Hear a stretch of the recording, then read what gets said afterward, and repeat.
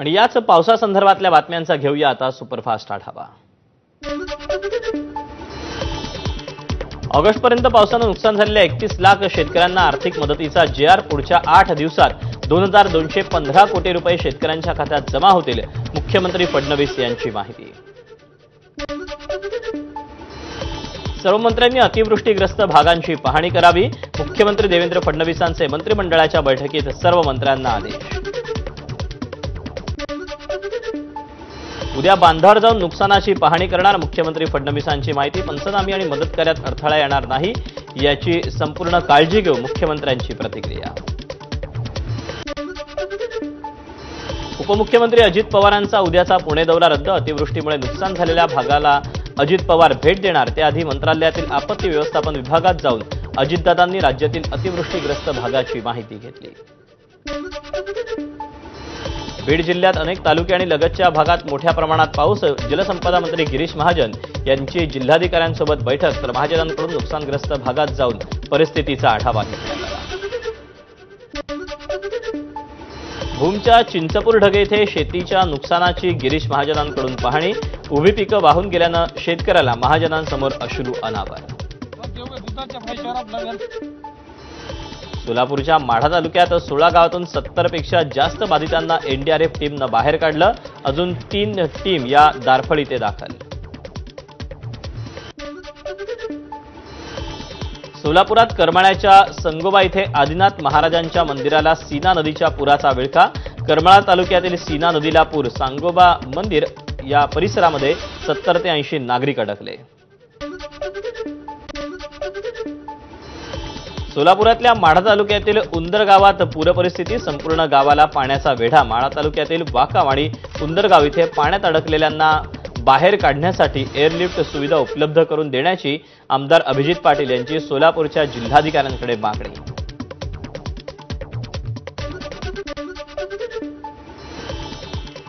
सोलापूरच्या माढा तालुक्यातील सीना नदीला महापूर, दारफळ, राहुलनगर, केवड, उंदरगाव, वाकाव, म्हैसगाव, कुंभेज आणि कव्हे ही गावं पाण्याखाली। सोलापूर जिल्ह्यातील सीना नदीचं रौद्ररूप ड्रोन कॅमेऱ्यात, गेल्या 70 वर्षांच्या काळात प्रथमच सीना नदीला एवढं पाणी आल्याची ग्रामस्थांची माहिती। धाराशिवच्या भूम तालुक्यात शेतात कमरेएवढं पाणी, शेकडो एकर सोयाबीन शेती पाण्याखाली। दिवाळी तोंडावर आलेली असताना शेतकऱ्यांसमोर मात्र आसमानी आणि सुलतानी संकट। धाराशिवच्या परंडा तालुक्यातील सिरसाव गावात मुसळधार पावसानं अनेकांच्या घरात पाणी, अनेकांचे संसार उघड्यावर, घरातील साहित्यांचं नुकसान, विद्यार्थ्यांच्या शालेय साहित्यांचंही नुकसान। धाराशिव जिल्ह्यात पावसानं हैदोस घातला, आंबी गावात पुराचं पाणी शिरल्यानं मुकेश गटकळ यांचा संसार उघड्यावर आला, घरात सर्वत्र चिखलाचं साम्राज्य पसरलं असून एबीपी माझाशी बोलताना घरातील माऊलीच्या अश्रूंचा बांध फुटला। एवढी एबीपी माझाचे प्रतिनिधी अब्बासाहेब शेळके यांनाही अश्रू अनावर झाल्याचं पाहायला मिळालं।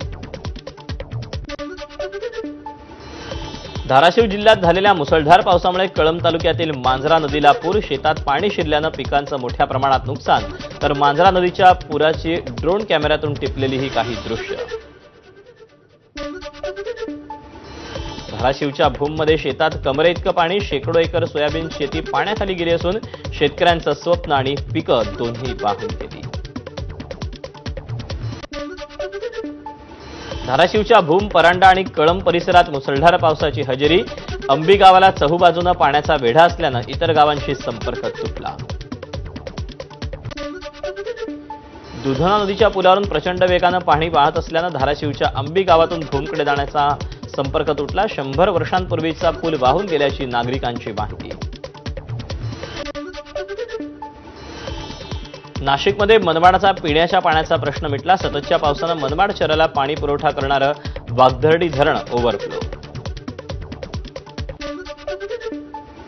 छत्रपती संभाजीनगरमधील जायकवाडी धरणाचे पुन्हा आपत्कालीन दरवाजे उघडले, जायकवाडी धरणाचे एकूण 27 दरवाजे उघडून 1,03,752 क्युसेक वेगानं विसर्ग।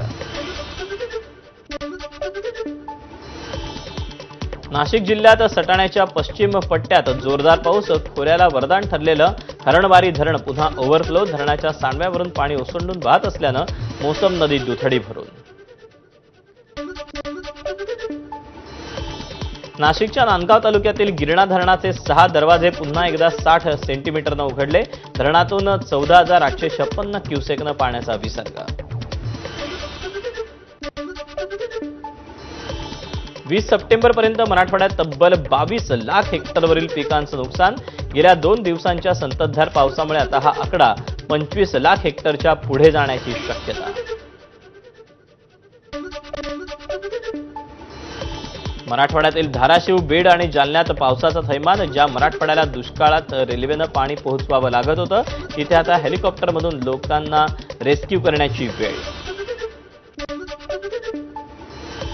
जालन्यातील दुधना काळेगाव परिसरामध्ये मुसळधार पावसाचा खरीप पिकांसह ऊस पिकाला फटका. दुधना काळेगाव येथील शेतकरी प्रकाश भाद्रगे यांचा 2 एकर ऊस जमीनदोस्त. परभणीच्या पाथरी तालुक्यातील अनेक गावांना पुराचा फटका. लाखो हेक्टर पिकं पाण्याखाली.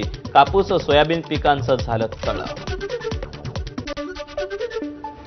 परभणीत 22 मंडळांमध्ये अतिवृष्टी. गोदावरी, पूर्णा, दुधना या 3ही नद्यांना पूर. येलदरी धरणातून मोठ्या प्रमाणावर पाण्याचा विसर्ग. लोअर दुधना प्रकल्पातून पाण्याचा विसर्ग आणि गोदाकाठची अनेक गावं ही पुराच्या पाण्यानं वेढलेली ही ड्रोनची दृश्य. परभणीच्या पाथरी तालुक्यात अनेक गावात पुराचं पाणी. रामपुरी, मंजरत, नाथरा गावातील गाव शाळेत स्थलांतरित. गोदावरीच्या पुराचं 10 ते 12 फूट पाणी वस्त्यांमध्ये. जालन्यातील परतूर तालुक्यात गुळेगावात गोदावरी नदीच्या पुराचं पाणी शिरल्यानं जनजीवन विस्कळीत. गोदावरी नदीच्या पातळीत वाढ होत असल्यानं परतूर तहसीलदारांनी खबरदारी म्हणून ग्रामस्थांचं दुसऱ्या गावात स्थलांतर केलं. परभणीच्या लोअर दुधना प्रकल्पातून मोठ्या प्रमाणात विसर्ग. यामुळे दुधनेला पूर आला आणि अनेक गावांना पाण्याचा वेढा पडलाय. छत्रपती संभाजीनगर जिल्ह्यातील वैजापूर तालुक्यात झालेल्या मुसळधार पावसामुळे नदी नाल्यांना पूर. शेतात पाणी शिरल्यानं पिकांचं अतोनात नुकसान.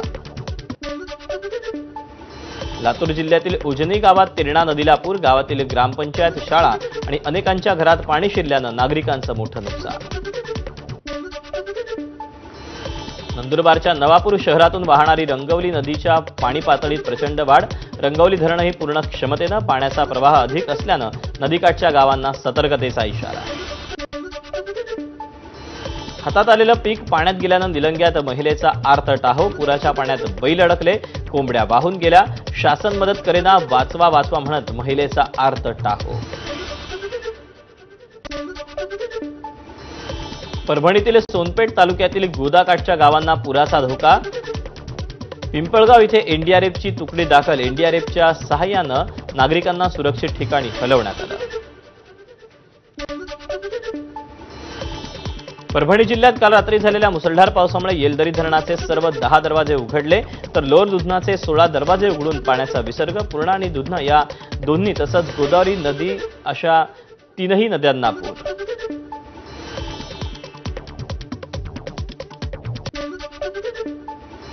छत्रपती संभाजीनगर जिल्ह्यातील वैजापूर तालुक्यात ढेकू नदीला आलेल्या पुरात 1 जण वाहून गेला.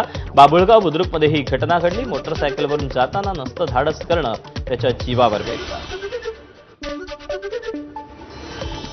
बीडच्या माजलगावमधील सादोळा गावाला गोदावरीच्या पुराचा फटका. गेल्या काही दिवसांपासून पडत असलेल्या पावसानं खरीपाच्या पिकांचं नुकसान. सोयाबीन, ऊस, कापूस अशी सर्व पिकं पाण्याखाली.